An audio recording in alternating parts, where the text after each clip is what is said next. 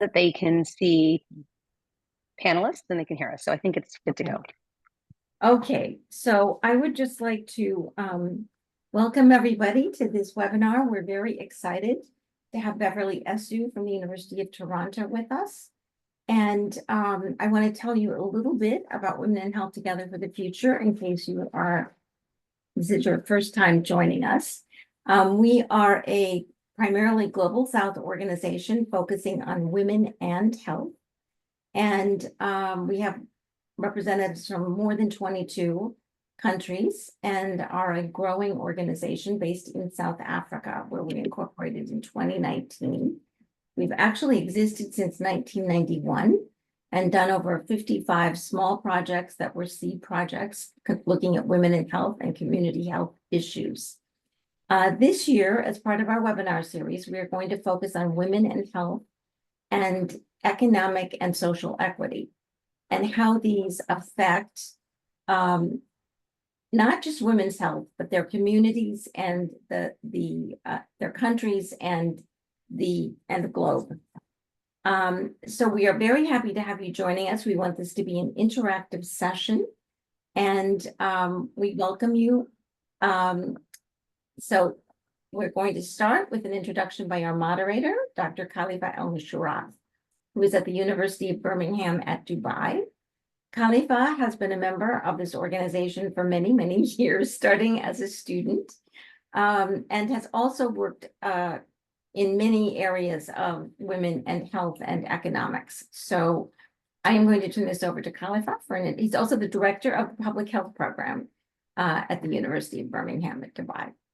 Khalifa, it's all yours. Thank you very much, Judy, and thanks for everyone for joining us today. So good day and welcome to our webinar on women and health beyond equality.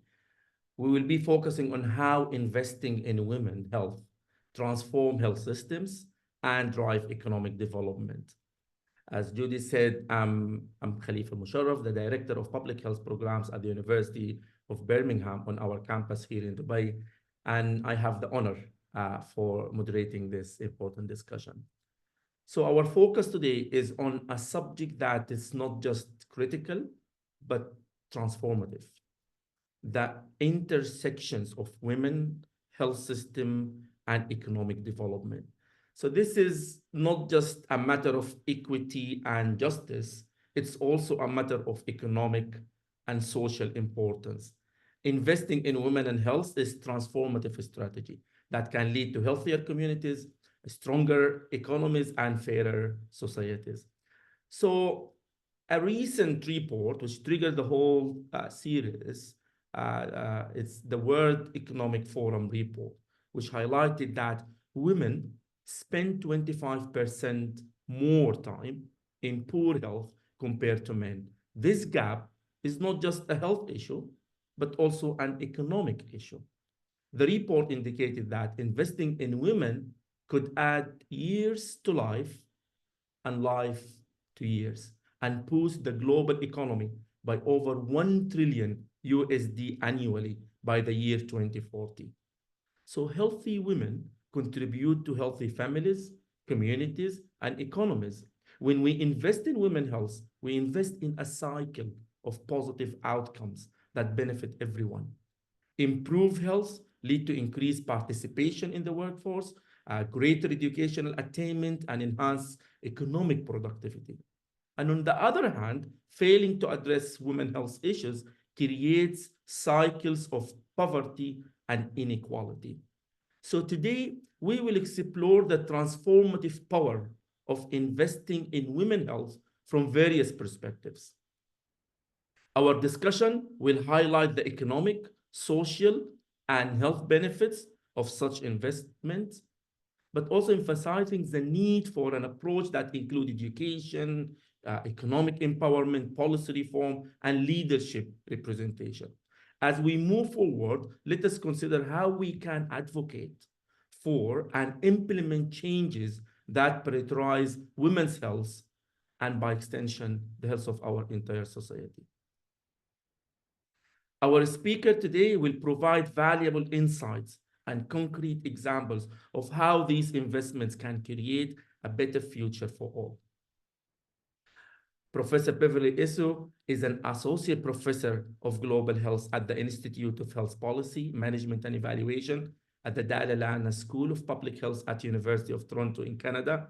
She holds a visiting scientist appointment at the Institute for the Advanced Study of the Americas, University of Miami, and is an honorary senior fellow at George Institute for Global Health in India. She has published well over 100 academic papers. She's a global health system researcher and health economist who leads interdisciplinary research focused on strengthening financial risk protection, supporting effective and equitable priority setting, and advancing equity, including gender equity across global health systems. Her research tackles some of the most pressing issues facing global health and is conducted with a network of collaborators and partnership across low, middle, and high-income countries. She has led work for key global health initiatives, including the Disease Control Priority Series and the Lancet Task Force on Non-Communicable Diseases. She co-chairs the Scientific Advisory Committee for the Lancet Commission on Gender-Based Violence and Maltreatment of Young People and co-leads the Economics Working Group for this commission. She's also a commissioner on the Lancet Commission on Cancer and Health Systems and a scientific advisor to the Lancet Commission on Breast Cancer. In year 2020, she was recognized on the list of Canadian women in global health for her scholarship and contribution to the field. I look forward to a stimulating, inspiring discussion, Bev, and now let's welcome our distinguished speakers who will guide us through these critical issues and opportunities for transformative investment in women's health. So the floor is yours now, Bev. Thank you very much for that very warm introduction. Let me just pop my slides up here. Give me 1 second. Can you see those okay? Yes. Okay, I'm just going to minimize that. Okay, so good morning, good afternoon, good evening, everyone. My name is Beverly Essu, and as mentioned, I'm an associate professor of global health in the Institute of Health Policy Management and Evaluation at the University of Toronto. I thought, although this follows my introduction by Khalifa, but I'll just sort of further punctuate that where I come at this discussion, I think it's always helpful to understand what lens a speaker brings. And so before we get started, a little bit more about me, I suppose. I am a health economist by training. So for better or worse, that will influence the sort of remarks that I give today. My work, though, is more focused on issues affecting and of relevance for global health systems. My research is very much anchored in commitments to and concerns about equity and gender equity in particular. I work on health financing, on priority setting for health and health systems. And as mentioned, my kind of content areas of focus are non-communicable diseases, cancer in particular, and gender-based violence. And these are interesting areas in their own right, but in particular, they pose challenges for the development and resilience of health systems, especially in resource-constrained settings. They are topics that require a more engaged and activated health system response. And they're also topics that require us to question how to ensure that investments in health systems can really drive improvements in outcomes for girls and for women at risk of and impacted by these life-altering conditions. So I'm really delighted to have the opportunity to speak to all of you today in this inaugural webinar of a series of talks on the topic of investing for women in health, hosted by Women in Health Together for the Future.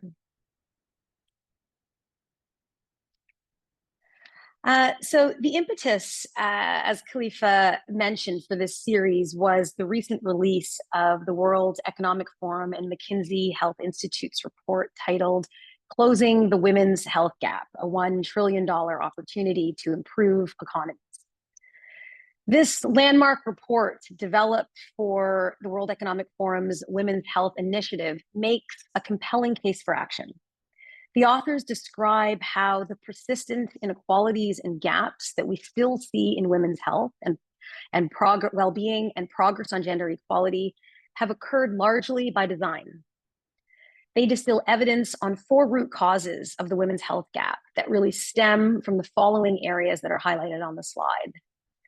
First, there has been, and there is strong evidence to support, long-standing underinvestment and lack of prioritization of women and women's health in science, discovery, and innovation.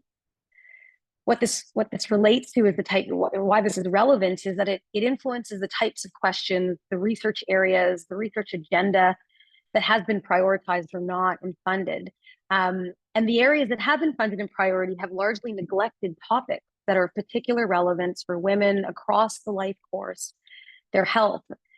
And while this is changing and has been changing over the last several decades, there has been an impactful legacy effect.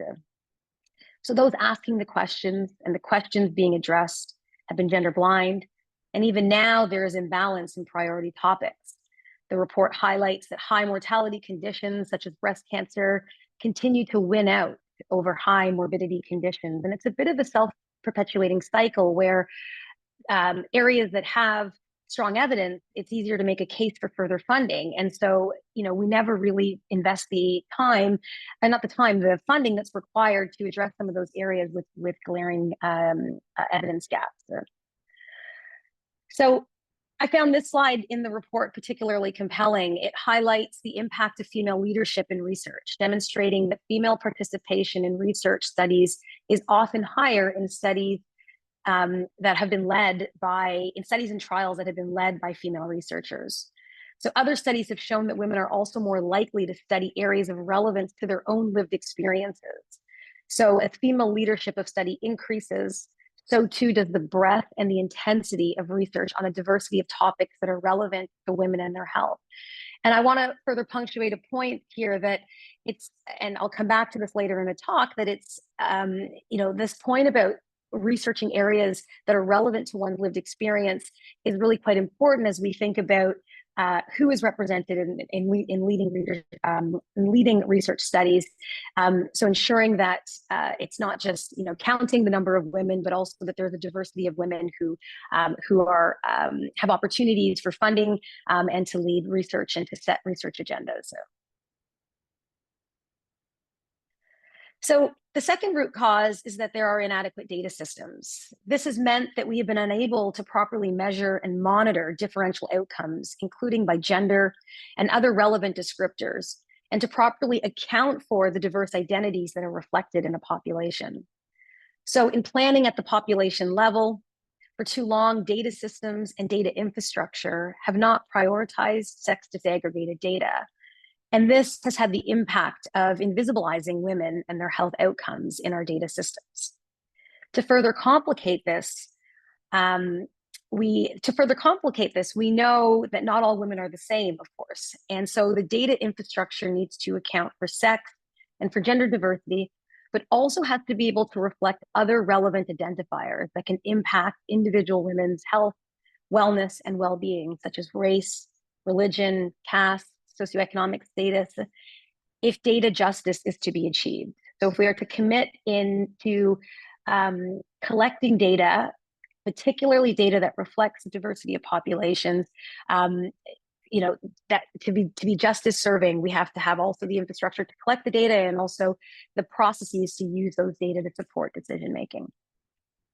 Third, there are structural and systemic barriers in care and delivery systems across all health systems around the globe that impact how girls and women access, navigate, and use healthcare.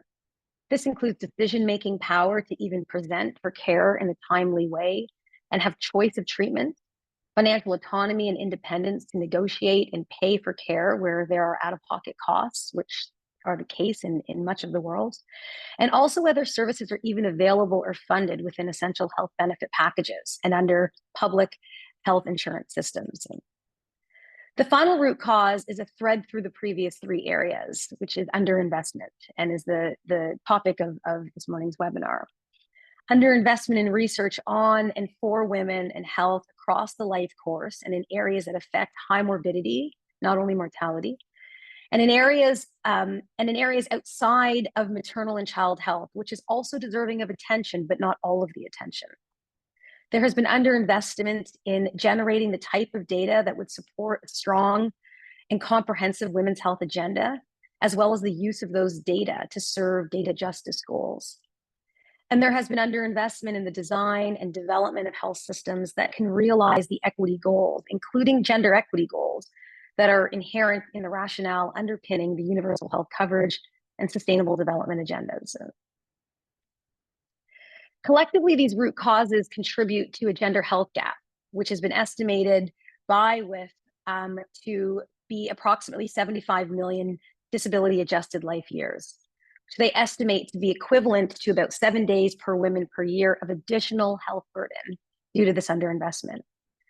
And as this graph shows, about 58% of this is attributed to effectiveness gaps and the impact of existing health interventions for women compared to men, which in part plays out because of underrepresentation of women within trials and studies to fully understand the impact and effectiveness of existing interventions in both men and women.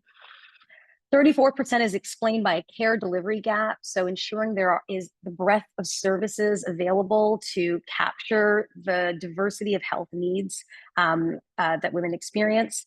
So women are left out or underserved by health systems, and that contributes to about 34% of the gap. And 8% is explained by a data gap, so inadequate data infrastructure to account for differential outcomes of diverse women. So I want to pause for 1 second and clarify terminology that I'll use here in this talk. Here I am defining gender using the Canadian Institutes for Health Research definition, which is that gender is socially constructed roles, behaviors, expressions, and identities of girls, women, boys, men, and gender diverse individuals. I acknowledge that there is certainly a health gap for gender diverse populations, and recognize the bias in this presentation that will focus on the impact for girls and women specifically. In part, this focus really relates to an unfinished agenda on women's health, but also a more paramount issue is that the binary view of gender is what is predominantly reflected in the literature and on the data, and so influences the examples that I draw upon within this talk, as well as the research that is available to substantiate it. So the root causes that are identified in the WIF report have consequences that impact and accumulate across the life course that can be conceptualized, and Khalifa referred to this vicious cycle of systematic underinvestment in girls and women across the life cycle. There is a systematic underinvestment which contributes to this vicious cycle of outcome, which I feel it's important to just spend a couple minutes elucidating here. If we begin at early life in the childhood stages, starting with poor maternal health, when we know that when women lack adequate access to healthcare during pregnancy, they face higher rates of complications. This leads to can lead to increased infant and maternal mortality and morbidity, setting a precarious foundation for the mother and the child. Girls often receive less food and nutrition compared to boys, putting them at increased risk of malnutrition. And this can increase the risk of stunted growth and weakened immune systems, hampering physical and cognitive development. Health issues like malnutrition and illness also hinder cognitive development and educational attainment. And this can reduce opportunities for girls to excel in school and limits their future prospects through limited or suboptimal or incomplete educational opportunities, such as through school dropout. Moving into adolescence, the challenges can compound. Without access to reproductive health, education, and services, adolescent girls can face higher risks of early and unintended pregnancies, sexually transmitted infections, and unsafe abortions. Cultural practices and a lack of education can lead to early marriage and childbearing, and these are associated with higher health risks for both mother and child, and often result in girls dropping out of school prematurely. Into adulthood, as girls grow into adulthood, the cycle can perpetuate. Women with lower educational attainment and poor health are less likely to be employed, to earn adequate income, and this can reinforce economic dependence on males and other family members, and place individuals at increased risk for gender-based violence and intimate partner violence. Poor health in earlier life stages can lead to a higher incidence of chronic diseases such as diabetes and cardiovascular diseases, which can reduce women's productivity as well as their quality of life. I think importantly, their quality of life. Economic barriers and gender discrimination in healthcare access persists, which limits access to necessary healthcare. This results in untreated health conditions, late presentation, and higher morbidity and mortality rates for women. Into older age, the cumulative disadvantages become even more apparent. Women face cumulative health disadvantages due to a lifelong exposure to poor healthcare access or lack of exposure to appropriate healthcare access. This results in higher rates of disability and chronic illness into older age. And with lower lifetime earnings and limited access to pensions or Social Security due to time in and out of the labor market, older women are more likely to face economic insecurity and are at a higher risk of living in poverty. Older women often become primary caregivers for their grandchildren and other family members, further straining their health and economic resources from caregiver burden. The cycle also reflects intergenerational impacts that are perpetuated across generations. The poor health and economic conditions of women will impact their children's health, education, and economic opportunities. This perpetuates a cycle of violence and poor health across generations. And finally, societal norms and gender roles are perpetuated that undervalue women and girls and women, limiting their opportunities and also perpetuating gender inequality. But I don't want to falsely convey a completely doom and gloom situation. I think clearly there have been major strides and accomplishments that have allowed for a re-engineering of this vicious cycle. And what we're ideally striving for is this cycle sort of, recharacterized as a virtuous cycle, which we see elements of, and many, but not all women benefiting from in various settings, but not all settings. And so as we think about the goal of transformative investment in women's health, I see as an important goal that this virtuous cycle is available for all women in all settings. And it's important for us to glean insights as to how we can scale some of those outcomes across populations. So there is increasing evidence that transformative investments in health, well-being, and human capital potential for girls and women can really recalibrate the vicious cycle towards a virtuous cycle with wide-reaching positive impacts across the life course and for future generations. Improved maternal health would mean adequate healthcare, access during pregnancy, and result in healthier mothers and babies. Better nutrition would ensure boys and girls receive proper nutrition, improved physical growth, stronger immune systems, facilitating overall health and cognitive development. This has strong links to quality performance within education, but also investments in education in themselves for both boys and girls, allow for healthier girls and who are better equipped to attend and excel in school, which enhances their learning and development. And healthy, empowered girls can grow into healthy, empowered adolescents who have access to reproductive health services, providing comprehensive reproductive health education and services, which would reduce risks of STIs and unintended pregnancies, delayed marriage and childbearing, and all of the benefits associated with that. And ultimately into adults, foster opportunities for economic independence. Educated and healthy women have better employment opportunities and earning potential, leading to economic independence and stability, and better health outcomes. Continuous access to healthcare allows women to manage and prevent chronic diseases, maintaining higher levels of productivity and quality of life. And importantly, access to comprehensive services would mean that women with economic stability can afford and access healthcare needed when needed as well, leading to lower morbidity and mortality rates. And we would see these benefits extend into older age with sustained health and productivity and longevity. Lifelong access to healthcare ensures women remain healthier and more active in older age, reducing the burden of chronic illness and disability.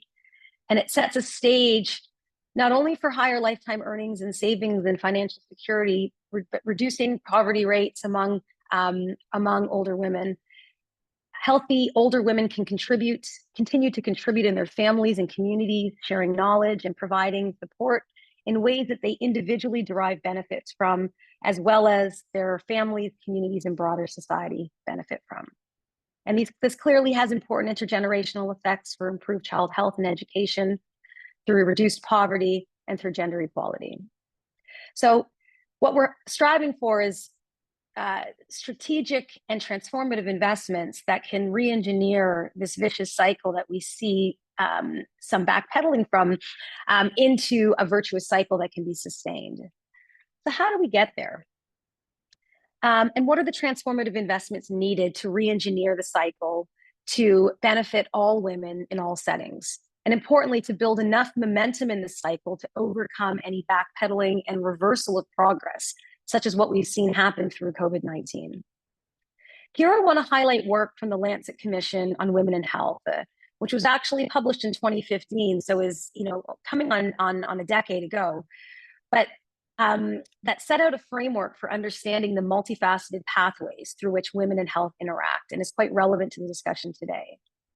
A central principle in the Women in Health approach is that because of persistent social and gender inequality, violations to human rights, including the right to healthcare, cultural factors that perpetuate injustice and limit women and girls' health and economic development, women and girls have been at an increased risk of ill health and have held lower status within health systems. The framework highlights this important paradox in which there has been a legacy of health systems neglecting the health needs of women, while at the same time relying on women's labor to ensure the health of populations. The main thesis in this commission is that when women are valued, enabled, and empowered, gender equality and health can be achieved. And when women are healthy and have equity in all aspects of life, sustainable development is possible. So the 4 recommendations that were put forward in this commission, that anchored this commission, somewhat sadly remain as relevant today as they were in 2015 when this commission was published. And so I want to emphasize them here as we lead into a discussion about where what are the opportunities for transformative investment. They called for valuing women. Here, what was referred to is that ensuring women's universal access to healthcare that is responsive to gender and the life course. We should use maximum available resources to ensure availability, accessibility, and quality health services to address women's comprehensive needs.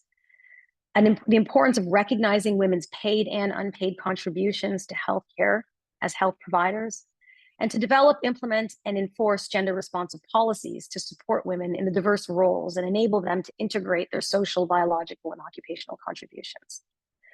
There was a strong call to compensate women, to understand the value of women's paid and unpaid contributions to health and compensate for the invisible subsidy that they provide within health systems and societies through the substantial unpaid work and underpaid work that is completed predominantly by women, to ensure that men and women receive equal compensation for equal work in health and other related sectors. There was a call for counting women, ensuring that women are accounted for in the quantification of the health workforce, particularly in their unpaid roles, to guarantee that sex disaggregated, civil, vital, and health statistics and survey data are obtained through national systems so they can be used to support planning, and a mandate that research studies enroll women in published findings disaggregated by sex. So very much lining up to one of the calls and root causes identified in the WIF report.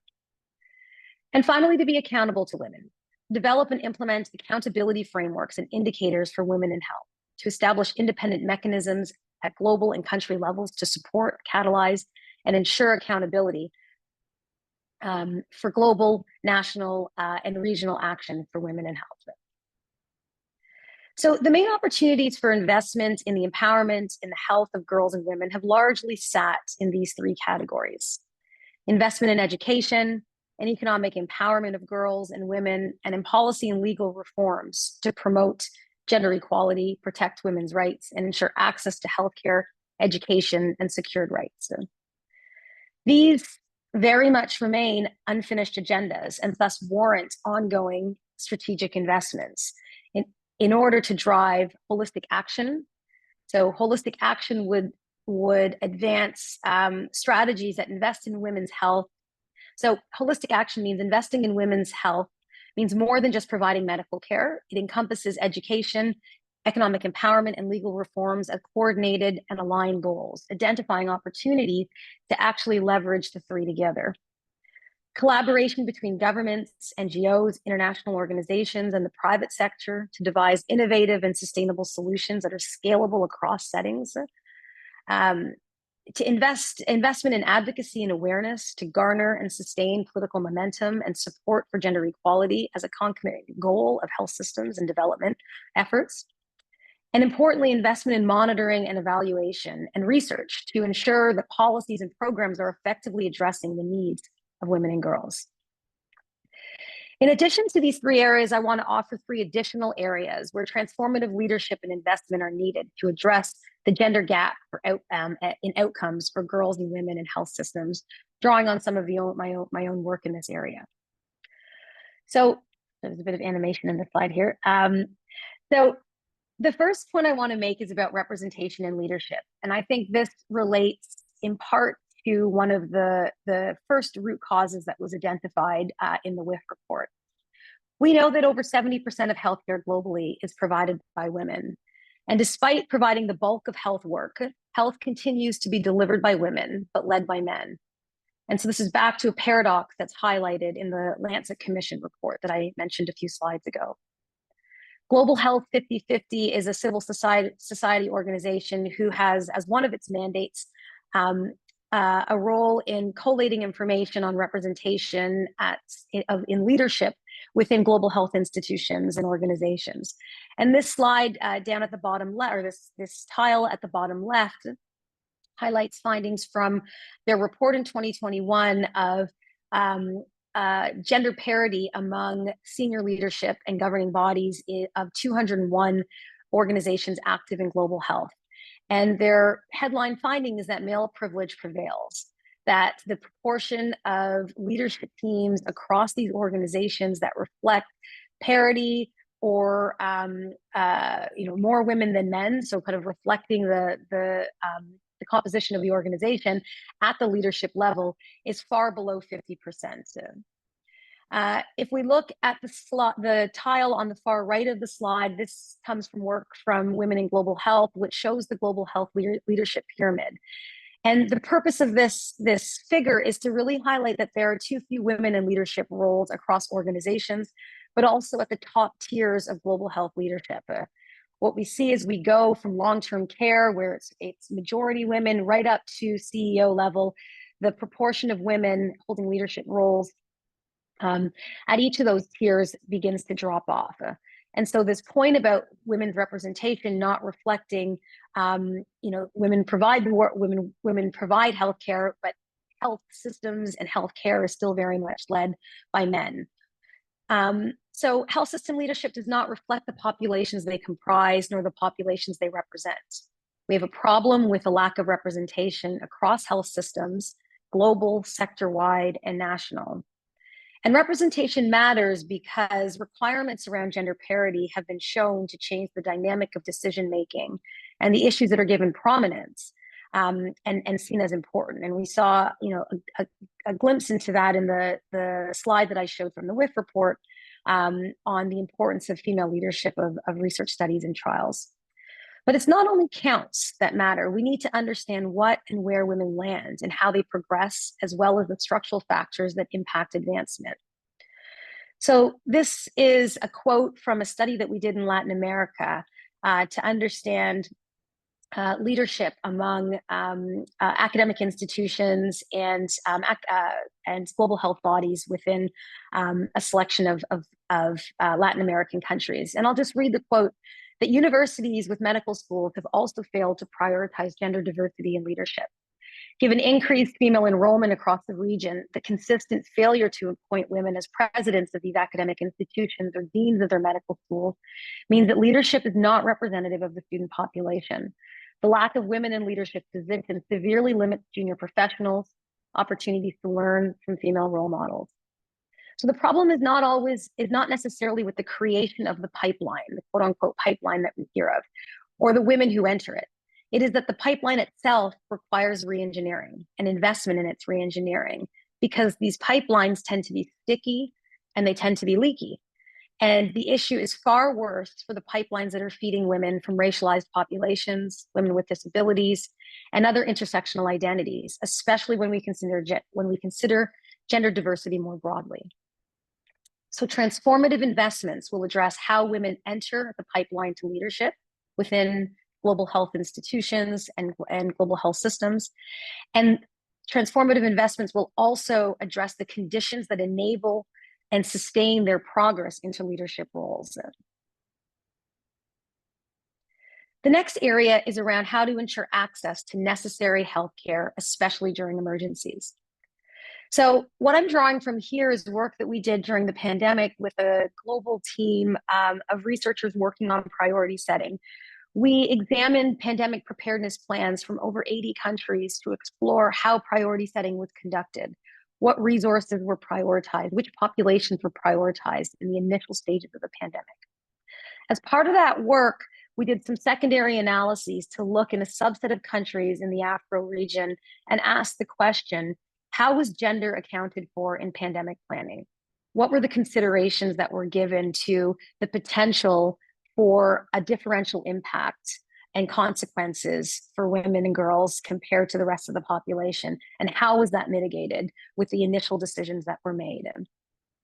The question is relevant because we know that pre-pandemic, deliberate and explicit attention to gender and gender impacts in health systems planning can allow for the anticipation and mitigation of unintended impacts for girls and women. And so we wanted to know during the times of emergency, how was that implemented?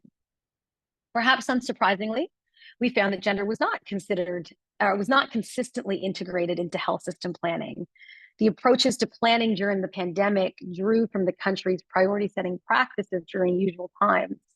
And so in this work, we make the case that investment in integrating a gender lens into usual priority setting practices in health system can better equip planners to then leverage this gender lens, not only in future emergencies, as well as usual practice, as well as during usual practice and usual times, I mean.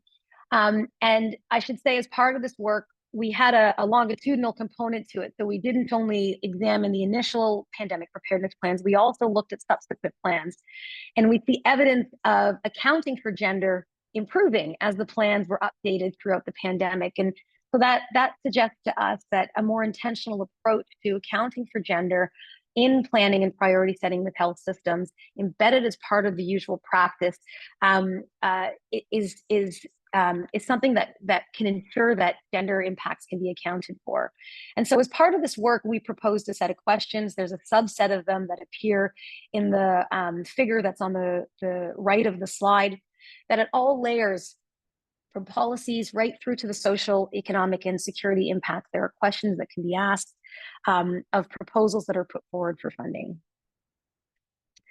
Finally, I want to further emphasize one of the recommendations from the Lancet Commission on Women in Health on the importance of valuing and appropriately compensating women for their contributions in health systems. The Lancet Commission found that women account for around 70% of total health contributions, in the order of about 7.3 billion in PPP, purchasing power parity. The value of women's health work is about 5.7% of global GDP. And underpayment, so either not paying at all because it's unpaid work, or not paying at the same level as males who are performing the same roles, that underpayment accounts for about 14% of the overall value.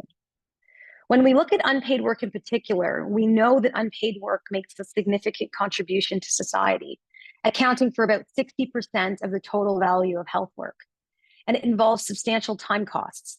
We estimate in forthcoming work that around 600 billion hours of unpaid health contributions are provided annually, which accounts for about 225 million full-time equivalent positions. Globally, over 70% of all unpaid work is performed by women, who on average spend almost 3 times the number of hours than men conducting unpaid health activities. This burden of unpaid work is most unequally divided in low and middle income countries, where women contribute approximately 80% of the unpaid health work and spend more than 4 times what is reported by men. In high and upper middle income countries, women report 2.8 unpaid health care specific hours per week, which was double the amount reported by men. So unpaid health work continues to be a crucial yet often invisible subsidy to health systems. So we made the case in this viewpoint in the Lancet that our planning efforts have largely ignored this now not so hidden subsidy to health systems. By not accounting for unpaid work and women's labor and the women's labor that produces it, we are essentially undervaluing the investments required in health systems by cheapening women's labor and perpetuating gender inequalities in our health system, strengthening efforts that are focused on progressing universal health coverage. So we call for a full accounting of unpaid work and underpaid work in our assessments of health system interventions. We want more comprehensive coverage of health services, especially of services that address the full scope of women's health, but not at the expense of cheapened or free labor, for example, by community health workers or underpaid healthcare workers. So that commitment to strengthening health systems and expanding the breadth of services can't come at the expense of gender equality goals if we are to achieve equity within systems. So to end, I believe that there is reason for hope and optimism in the road ahead. We are seeing a convergence of agendas in support of gender equality and health as concomitant goals, and more intentional attention to gender in the directives and the focal areas of major global agencies and institutions. There's also, this is also coming through in focused disease-specific work. For example, in a recent Lancet Commission focused on women and cancer that calls for improved access to cancer care worldwide for all women to avert 1.5 million deaths from cancer. WHO had a manifesto on transforming economies to deliver health for all, which calls for a better accounting for value in health systems and economies beyond GDP. And of course, the World Economic Forum report builds off of this point as well. I want to end with a quote by Michelle Obama. She says that the health of women and girls is one of the most important indicators of the health of a society. And currently the health of our societies by this measure is not doing very well. The well-being, or it's not doing as well as it could be, I should say. The well-being of women and girls serves as an important barometer for the overall health and vitality of any society. And so by prioritizing health and empowerment of women and girls, we not only ensure their individual flourishing, but also foster the growth and prosperity of communities and nations. Thus, investing in the health and rights of women and girls isn't just a moral imperative, it's a strategic imperative for building a healthy and more equitable and resilient society for all.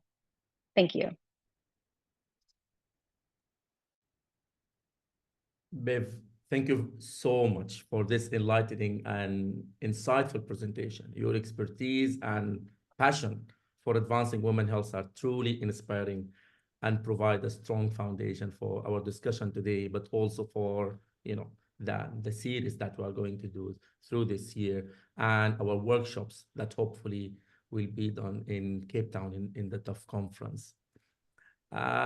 We have received a few questions from our attendees. I grouped them into a few questions, so I will start by the first one while we receive more. So you highlighted 6 key priorities for transformative investment in women. These investments can lead to better health outcomes, economic independence, and sustainable development. So given these insights, what are the most critical areas of women's health that require immediate investment to create a significant impact, but in the short term? Yeah, thank you. Thank you very much for that question. I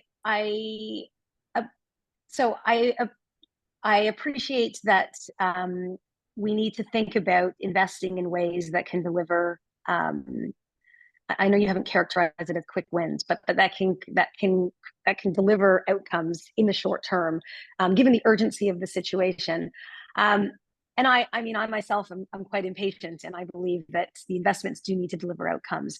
I think one of the areas where we stand, we have an unfinished agenda, and we stand to see major impacts from is continuing our investment and strategic investment in achieving universal health coverage. So we are 6 years out from the 2030 target of SDG 3.8, which is expanding universal health coverage worldwide.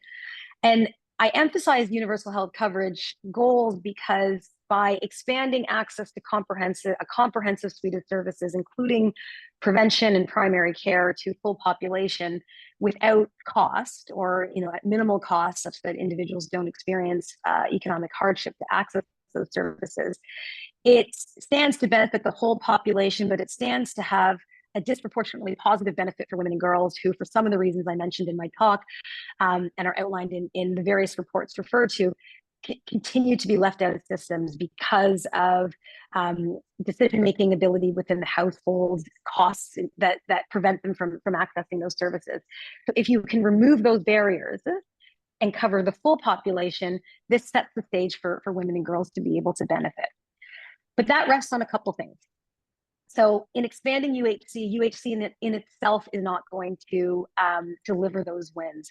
We need to be very mindful about understanding that decisions that are made along the way can trade off equity. So, UHC, it's this interesting piece where equity is the impetus for the UHC agenda, and yet, because of funding constraints, difficult decisions are made along the way about what gets funded, who gets funded, as we build out essential benefit packages. And so careful attention to ensuring that first, we rely as a health economist in my own discipline on thinking about economic evaluation and what represents cost-effective investments. And I think if we think too narrowly about what is cost-effective, it can mean that some of the benefits for women and girls beyond mortality, so morbidity outcomes, as well as participation in life, well-being, averting, unpaid care burden, some of these broader outcomes, which are very relevant, can change the calculus for what is seen to be cost effective. And I think unless we go into the endeavor of estimating the cost effectiveness of interventions with that lens, with an understanding of the full breadth of benefits that are possible and that are relevant from the perspective of girls and women, we risk looking too narrowly at the suite of interventions. And that can often rule out many of the interventions that are important for women and for girls. I also think that we have to think about that it's also not just this technical exercise about what is seen to be cost effective, that there's social values that go into the services that are prioritized as part of the UHC agenda. And so, for example, abortion care, full investments in breast cancer treatment, there are decisions that are made as to whether that is seen to be a politically palatable thing to invest in. And so I think, investing in UHC, I would always say is the highest priority, but I think we have to be mindful about where those investments are made and what decision-making goes into to support it. The other point I would say, and I think this still sort of sits under the banner of UHC, is that we know that there is an epidemiological shift that is occurring throughout the world. And in fact, low and middle income countries are faced with the challenge of having to cover communicable disease care as well as non-communicable disease, and don't yet have the service coverage to be able to address that. So people are surviving into older age and be faced with cancer and no cancer services, as an example.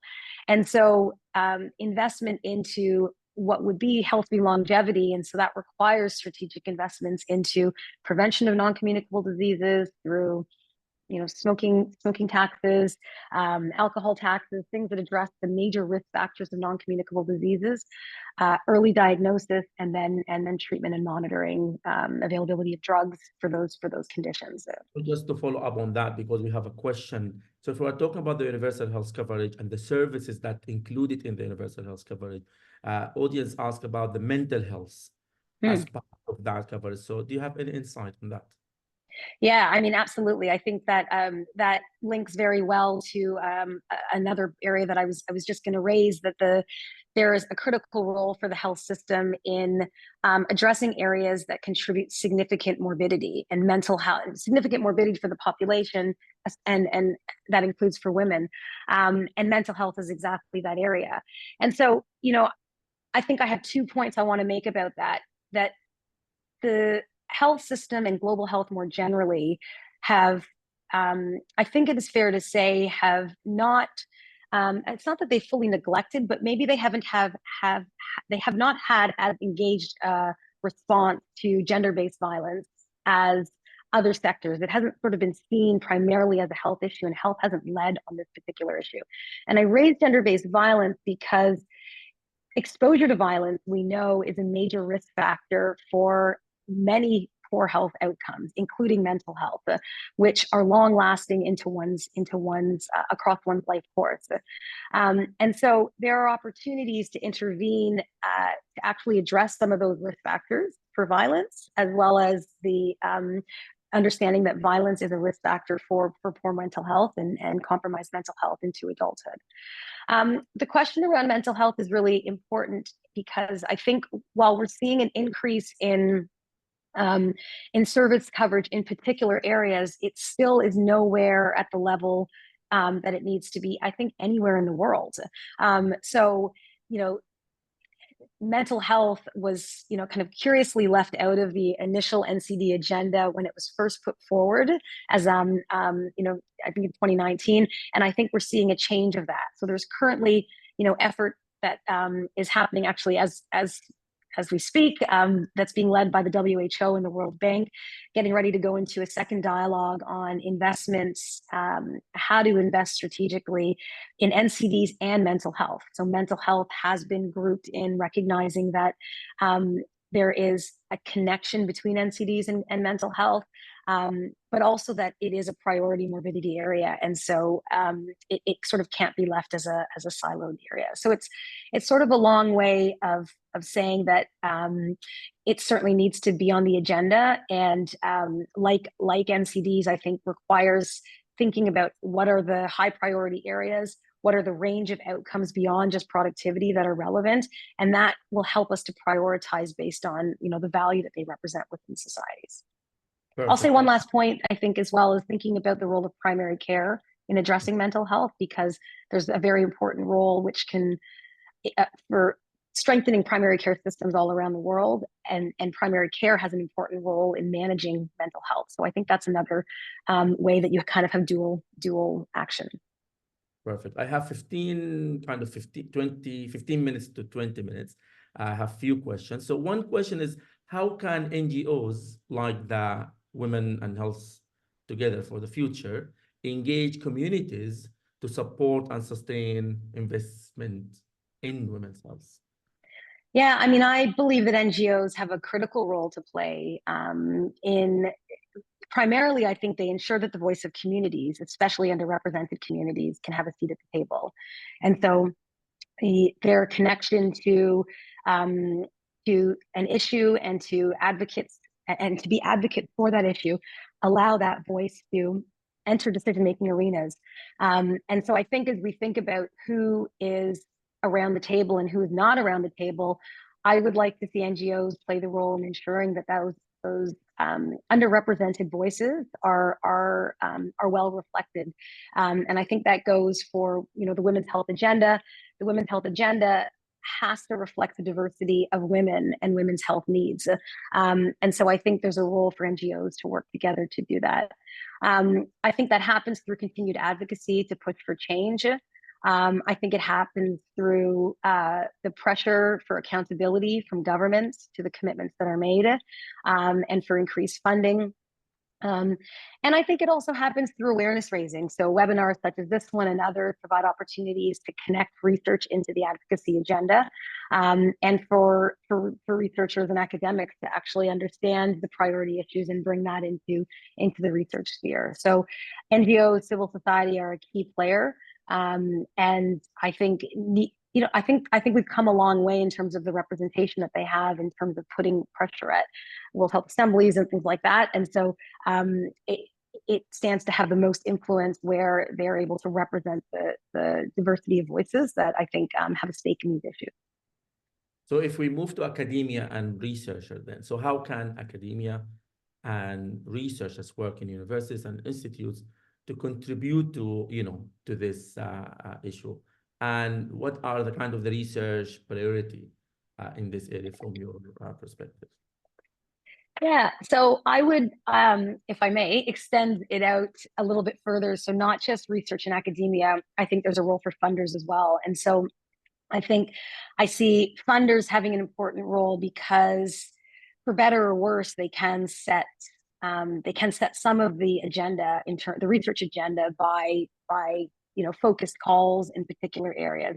And we're seeing this happen within the research funding landscape, that there's some movement away from open calls where sort of, whatever your research area is, you put it forward to, in my own country, IDRC does quite focused and has for a long time, quite focused calls, which will bring together a critical mass of research on a particular area. And so funders have an important role because they can target funding as well as research focus on a particular space, a particular topic. And I think we need that within not just women's health issues generally. I think there's now been several reports that are starting to distill some of the priority areas across the life course that are above and beyond, reproductive health and maternal health for women. Researchers and academics have an important role as folks who are involved in generating the evidence. So, I think it's telling that representation within leadership of research is important for ensuring that lived experience helps to influence the research agenda and the questions that are asked. So we want funders to care about addressing this gap, but we want researchers to care about addressing this gap as well. And I think that's important because it influences the questions that are asked. And it influences the ways in which we confront the issues. I think it also, we have for a long time, and there's sort of a disincentive within academia to work in this silo of your own discipline.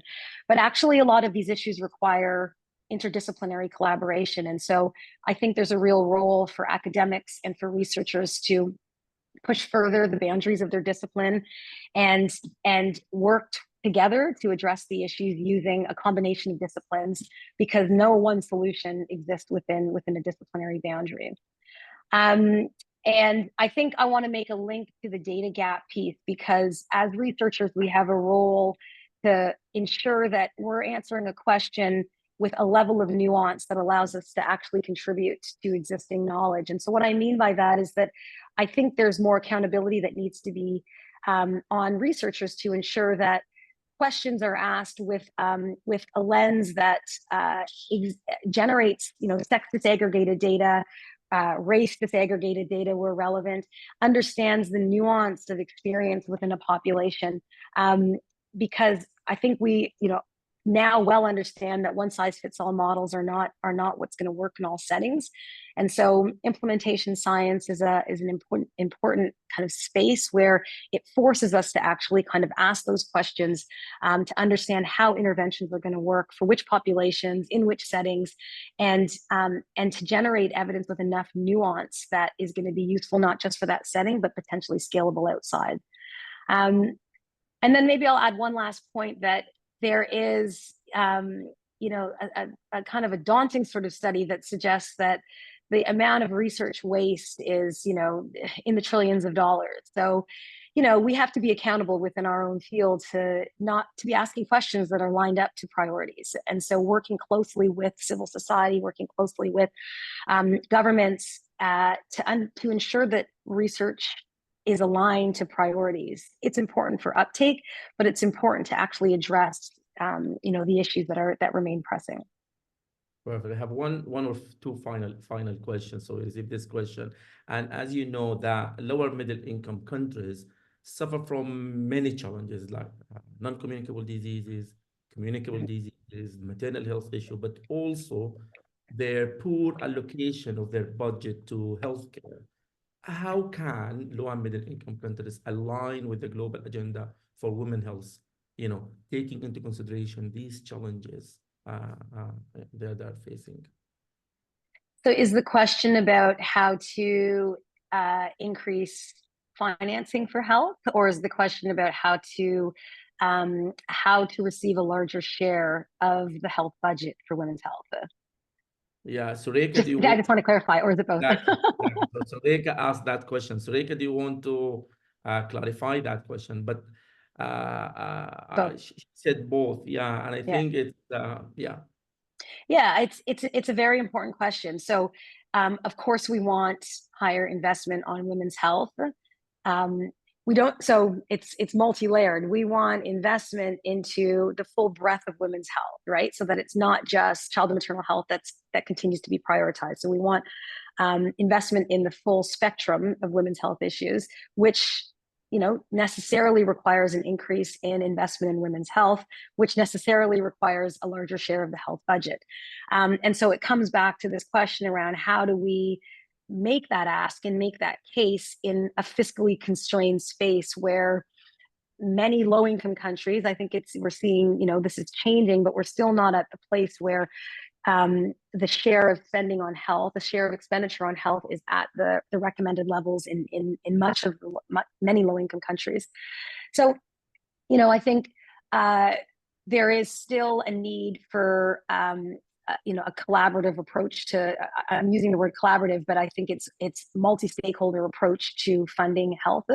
There remains a reliance on donor assistance, as well as some private involvement, as well as public involvement in financing core healthcare services to get up to the level, because it's this perpetuating piece where improved health will then ensure a healthy population who are able to work, which then sets the stage for increasing the budget share for health. The public budget share, but it will take a little bit of time to get there. And I think the way in which the multi-players can continue to work effectively to finance health and increase the amount that is spent on health in a given country requires strong governance structures within the health system to ensure that those services are available and affordable, to ensure that priority areas of the funders don't override the priority areas of the health population, and so that they align to the burden, so that we're not just funding HPV vaccination when actually there's so many other priorities within the country. I think there's opportunities to think about synergies between programs, so investment in platforms. So I raised primary care as an example.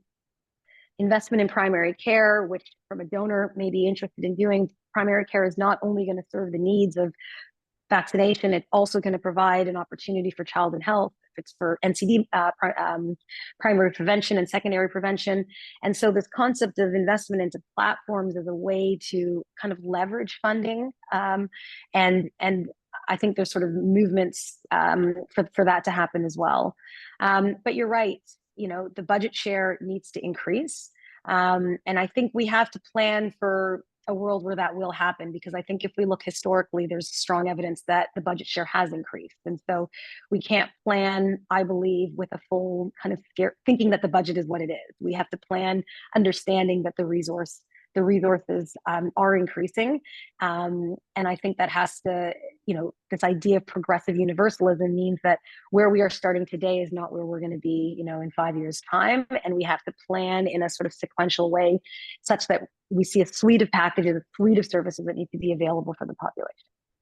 That's great. And also, we need also to change the narrative from spending on health to investing in health, because there is return on investing in health of women. There is another follow-up question from Dr. Bangal is, we also see this investment gap exist in high-income countries as well. Yeah. So what could be the reason for that? And, taking kind of the high income and low income, and we see the kind of the gaps in two different contexts, but still we see the gap. So your insights on this. So for me, that further highlights that this issue about the gap is not purely a funding issue. It's the extent to which women's health and addressing this gap has been prioritized. And so there's strong links to this being a gender equality goal, and the extent to which health systems have taken on gender equality as a relevant goal to progress within health systems. So that might, maybe I'm being intentionally provocative in making that statement, but in high income countries such as Canada, where I'm based, there is always a fiscal constraint in every health system. There's not, when I grew up, my dad used to say, I can't just go into the backyard and shake the tree and have the money come off. So that is true in all settings. There is a resource constraint, but certainly our health investment, our health spending is far greater than we see in a low-income country setting. And yet we see large disparities in health outcomes within female populations. There are maternal health disparities for Black women. Our Indigenous women have far lower or higher mortality rates than non-Indigenous women. And so it's not entirely about money. It's about what we are prioritizing as a social value. It's, kind of back to a social contract. And so I think that's an important nuance to understand, because increasing the budget share alone is insufficient to address this gap. It also requires investment in the institutions and the legal norms, the social norms in what we value as a society. And without that, I think we won't necessarily address the gap. And so I would challenge all of us, even within high income countries, to think about what is the work that's being done and the investment that's required to shift some of that norm as well, because we won't solve the gap by just putting more money into the health system. It goes back to who's sitting around the table to make the decisions about what is funded. What do we value when the decisions are being made? What gets traded off? I was in a presentation 2 weeks ago, and the presentation was discussing the development of an essential benefit package, and something like abortion care, which is highly cost effective and seen as critical as part of a reproductive health service package, in the particular setting was deemed completely not possible to put through. And so the entire benefit package would be sunk, would not get through if that was included. And so, and I'm not making a value judgment here, but I'm just laying out the information that the decision was made that it wasn't worth risking it. And so abortion care is out to get the rest of the package up. That is a social decision. That is not based on evidence. That is based on a read of what the political climate is. And so we have to understand that is what influences the decision-making as well, above and beyond the resources. Perfect. So final question before I will hand this to Judy to conclude the session. So just to kind of challenge, that argument,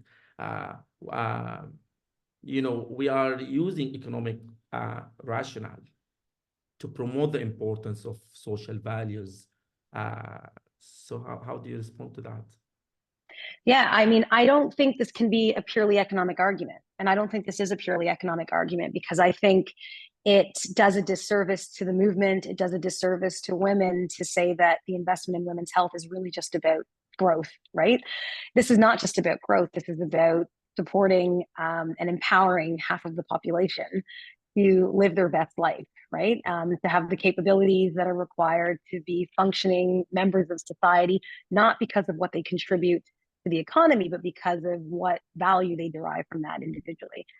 So I think the challenge is that it is not compelling. It has not been compelling as a moral argument either, right?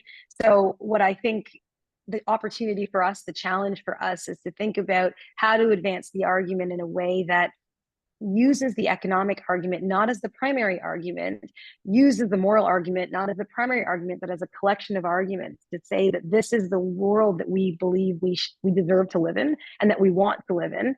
And it represents value broadly defined for all citizens. And yes, there are important economic outcomes that are associated with it, but that isn't the only reason. So there is intrinsic value in doing this, not just the instrumental value that we're going to get from it. Bev, I really enjoyed talking to you today. It was really an enlightening session. I learned a lot, and I'm sure that participants enjoyed this as well. I would like to thank the Women Health Together for the Future for hosting this, and the TUF as well, Toward Unity for Health, for co-hosting this. I would like also to thank the participant and for the nice questions. Thank you very much. The floor is yours, Judy, to conclude. Thank you. I would like to thank both of you for a really informative and engaging session. And it's a great kickoff to our talking about this in a serial way as we move forward, looking at the root causes. And I think you just ended on a note that's really, really important, which is that we need to address both the moral and the social and the economic. Because sometimes we get trapped into thinking that, well, Yeah. maybe if we use the economic, this will make everything happen. And so I just want to thank you both. This has been a terrific session and we really appreciate you being here, Dr. Esu. We are going to give you a membership in Women in Health Together for the future. And we Very hope kind. you will continue to work with us. Thank you very much. Thank you for this opportunity. It was wonderful to have an opportunity to kick off this series, and I look forward to listening in to what comes next. So thank you, and enjoy the rest of your day, everyone. Yes. Thank you. you. Bye. Bye.